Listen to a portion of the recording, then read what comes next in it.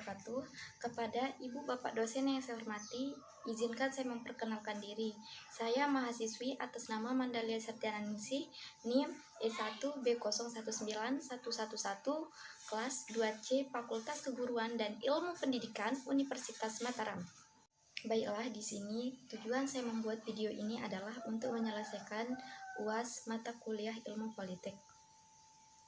Jadi di sini saya mengangkat tema peran media sebagai simpang siur informasi, penyebaran berita hoaks, edukasi provokatif bagi warga negara Indonesia di tengah pandemi COVID-19 atau COVID-19. Virus corona merupakan virus yang menyerang infeksi saluran pernapasan. Virus corona ini gejala awalnya adalah batuk, pilek, flu, saluran pernapasan atau sesak napas.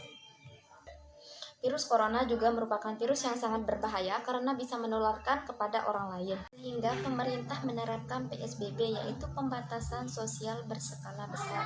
Yang dimana pembatasan sosial berskala besar ini adalah pemerintah menghimbau kepada masyarakat untuk tidak melakukan terlalu banyak sosial masyarakat guna untuk pencegahan atau pemutusan rantai penyebaran virus corona ini demi keselamatan dan keamanan kita semua. Dan seperti yang kita ketahui bahwa virus corona atau COVID-19 ini pertama kali muncul di negara Cina, yaitu tepatnya di kota besar Wuhan, yang mengakibatkan banyak terjadi korban jiwa. Indonesia, pemerintah melakukan berbagai upaya untuk menekankan dampak virus corona terhadap industri. Beberapa stimulus ekonomi diluncurkan. Bahkan Presiden Joko Widodo meminta seluruh pihak untuk melakukan social distancing dan melakukan pekerjaan dari rumah, yaitu WFH, work from home, dan beberapa kepala daerah memutuskan untuk meliburkan kegiatan belajar mengajar seperti sekolah dan perguruan tinggi itu libur dan tetap belajar di rumah. Wabah virus corona atau COVID-19 membuat masyarakat khawatir sehingga membutuhkan banyak informasi. Akan tetapi di tengah kekhawatiran masyarakat, ada saja oknum-oknum yang tidak bertanggung jawab yang mencoba menyebarkan berita-berita hoaks atau berita bohong. Penyebaran berita bohong atau hoaks ini terjadi peningkatan pada masa pandemi COVID-19. Banyak orang-orang yang tidak bertanggung jawab yang menyebarkan berita-berita hoaks, baik dalam berbentuk tulisan maupun berbentuk video. Biasanya, misinformasi merupakan kegiatan penyebaran ulang informasi hoaks yang sudah terlanjur beredar di media sosial. Misinformasi juga biasanya terjadi akibat penyampaian informasi dari mulut ke mulut yang kemungkinan penambahan atau pengurangan informasi. Ini yang dimaksud dengan misinformasi adalah informasi yang salah. Kalau ada info, berita yang tidak akurat karena tidak disengaja, itu merupakan misinformasi, bukan hoaks. Sedangkan pelanggaran hoaks atau berita bohong sudah diatur dalam pasal 24 ayat 1 Undang-Undang Nomor 11 Tahun 2008 tentang Informasi dan Transaksi Elektronik atau Undang-Undang ITE, sebagaimana yang telah diatur Undang-Undang Nomor 19 Tahun 2016 tentang perubahan atas Undang-Undang Nomor 11 Tahun 2008 tentang Informasi dan Transaksi Elektronik. Pasal tersebut adalah setiap orang dengan sengaja tanpa hak menyebarkan berita bohong dan menyesatkan dan mengakibatkan kerugian konsumen transaksi elektronik, maka akan dipidana penjara paling lama 6 tahun atau denda paling banyak itu 1 miliar rupiah. Dan masalah provokasi, seperti yang kita lihat di TV, banyak terjadi provokasi antar masyarakat, yaitu pihak provokasi ingin mengajak masyarakat untuk membuat onar atau kekacauan di negeri sendiri dengan memanfaatkan keadaan seperti ini, yaitu di tengah pandemi COVID-19 atau COVID-19 ini. Mereka ingin membuat kerusakan di negeri ini dengan cara memprovokasikan masyarakat dengan motif kekesalan dan kekecewaannya terhadap pemerintah atau terhadap kebijakan pemerintah yang berlaku saat ini. Baiklah, di sini saya akan sedikit mengulas tentang cara-cara agar kita terhindar dari berita bohong atau berita hoaks. Setelah di sini yang pertama adalah hati-hati dengan judul provokatif. Berita hoaks seringkali menggunakan judul sensasional yang provokatif.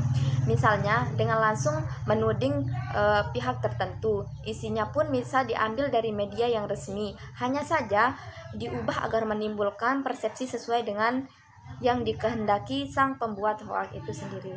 Oleh karena itu, apabila kita menemukan berita yang dengan judul provokatif, sebaiknya kita mencari referensi berupa berita tersebut. Kita samakan isinya dengan referensi-referensi dari berita yang lain, apakah sama atau beda. Kemudian di sini yang kedua adalah cermati alamat email tersebut. Untuk informasi yang diperoleh dari website untuk mencantumkan link, sebaiknya sebelum kita menanggapi berita itu terlebih jauh, kita harus melihat link atau alamat situsnya, apakah alamat itu sudah terverifikasi atau belum. Dan di sini yang ketiga adalah periksa fakta, apakah sesuai dengan fakta atau tidak. Kemudian yang keempat adalah jika berita atau informasi itu berbentuk video atau foto, terlebih dahulu kita harus melihat keaslian dari video atau foto tersebut. Kita harus pintar-pintar membedakan apakah itu editan atau benar fakta. Ini para provokasi yang pertama mereka lakukan untuk menimbulkan keonaran, yaitu dengan cara menyebarkan berita-berita bohong atau berita-berita hoax yang tidak benar kepada masyarakat, yaitu dengan tujuan untuk menghasut masyarakat agar membuat keonaran atau kericuhan, sehingga masyarakat terhasut untuk melakukan tindak pidana. Kemudian di sini saya akan membahas masalah edukasi atau pendidikan. Proses kegiatan belajar mengajar saat ini terpaksa dilakukan secara daring dikarenakan pandemi corona yang mengejutkan semua orang, khususnya perguruan tinggi yang terbiasa pembelajarannya dengan tatap muka kini harus melalui online atau daring. Hal ini tentunya tidak mudah dilakukan karena mengimplementasikan metode daring dengan sistematis merupakan sebuah tantangan bagi mahasiswa itu sendiri. Muncul kesulitan karena belum dilatih menggunakan peralatan untuk model pembelajaran jarak jauh seperti ini. Katanya perlu adanya tambahan dukungan dan mentoring untuk menyelesaikan model pembelajaran baru seperti ini.